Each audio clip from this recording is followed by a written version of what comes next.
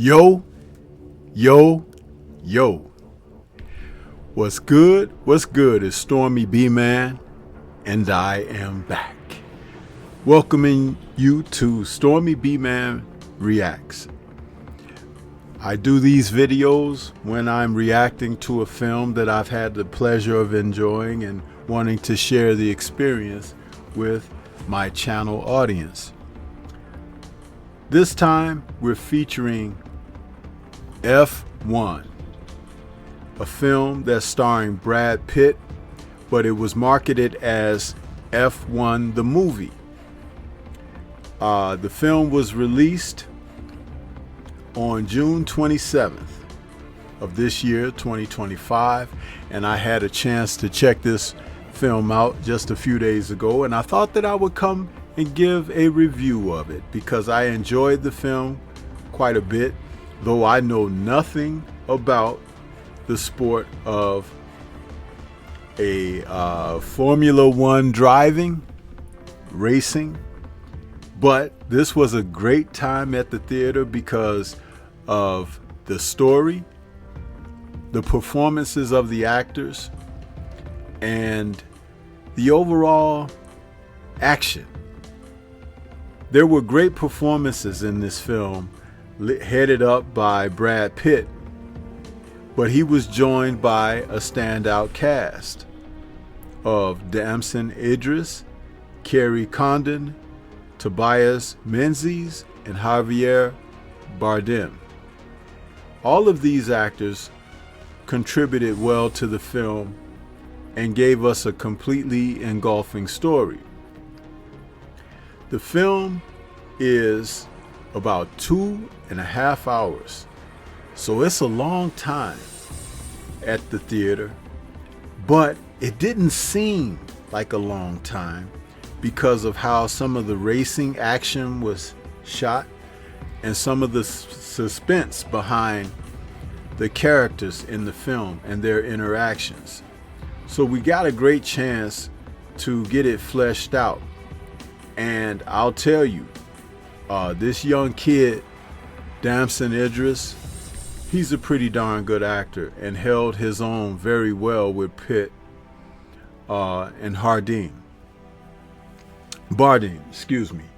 The film plot centers around aging American racing driver and former Formula One protege Sonny Hayes, played by Brad Pitt. And he lives nomadically as a race-for-hire driving person. Although he raced for Lotus in the 90s, severe injuries from a crash at the Spanish Grand Prix in 1993 ended his F1 career. He subsequently became a gambling addict and lost 3 marriages. After winning the 24 Hours of Daytona, his former Lotus teammate, Ruben Cervantes, who owns the expensive APXGP F1 team, offers him a test drive to fill their spare seat. Now, Cervantes is played by Javier Bardem, one of my favorite actors. This gentleman is like a chameleon. Not only can he become what's necessary for a role, but Bardem is just a screen presence, and when you see him in movies, you just kind of focus in on who he is and what he's about. I remember him in No Country for Old Men, or the James Bond film, I think it was Skyfall, Bond films kind of get messed up in my head. But Bardem is a heck of an actor, and he once again pulled it off here in this film, where he was playing the role of someone who can kind of have questionable ethics, but he's still a good person at heart. And that was brought across in the story. At the Silverstone test, Sonny meets team principal Casper Smolinski, a technical director, Kate McKenna, and ambitious British rookie Joshua Pierce, who reveals 7 drivers turned down the opportunity. Joshua remains arrogant, yet worries that the potential sale will result in his replacement, believing he must trounce his teammates to impress his investors. Now, that's the character that Damson Idris is playing, and he does it very well. He's young, he's brash, cocky, confident, but capable.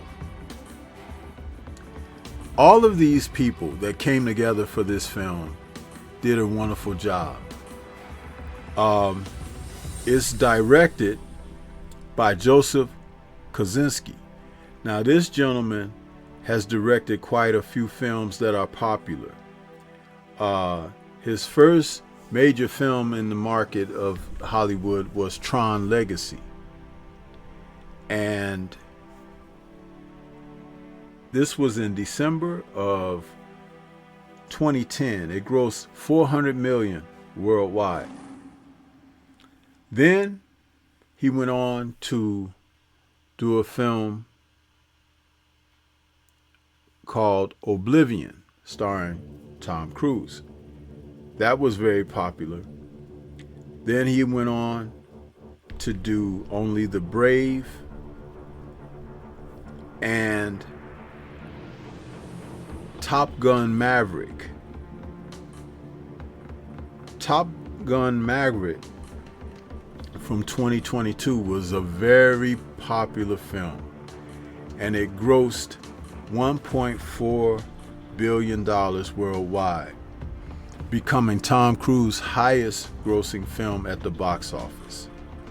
So this director is very capable. He's 51 years of age, from Iowa, but he really knows how to film action and how to capture and tell the story through stars.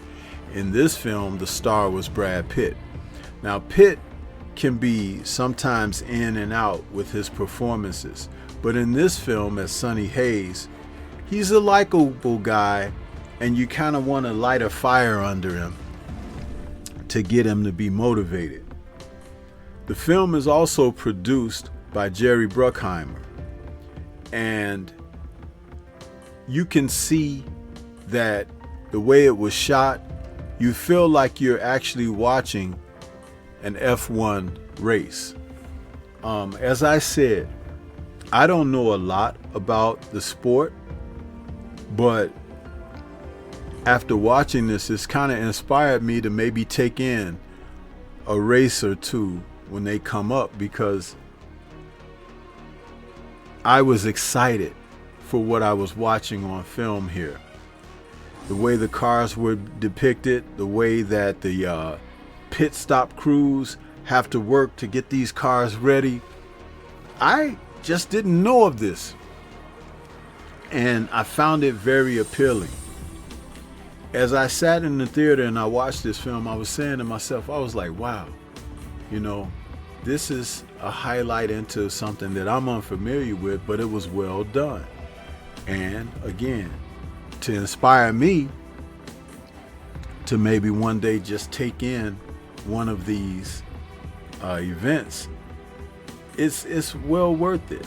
So as I look forward, again, I have to find the seasons of when the races are held and how they're broadcast on, television or on the apps. I look forward to doing that. But salute to Brad Pitt and Damson Idris, a fast rising star. These gentlemen really brought to life these characters, and I enjoyed the film very much, and Javier Bardem as well.